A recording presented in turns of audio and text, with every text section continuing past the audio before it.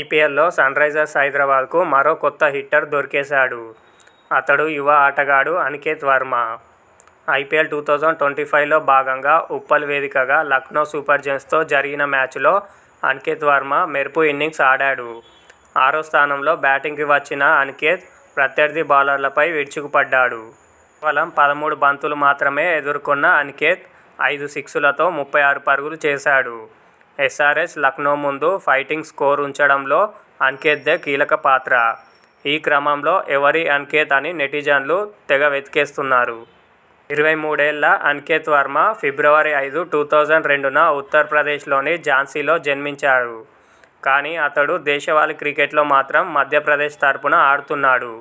కుడిచేతి వాటం బ్యాటర్ అయిన వర్మ పవర్ హిట్టింగ్కు పెట్టింది పేరు. మీడియం పేస్ బౌలింగ్ కూడా చేయగలడు.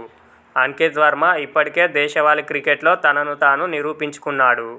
అనికేత్ క్రికెట్ క్లబ్ తరపున 44 బంతుల్లో 120 చేసిన వర్మ మధ్యప్రదేశ్ లీగ్లో టీ20 లీగ్లో కేవలం 41 బంతుల్లో 123 పరుగులు చేశాడు.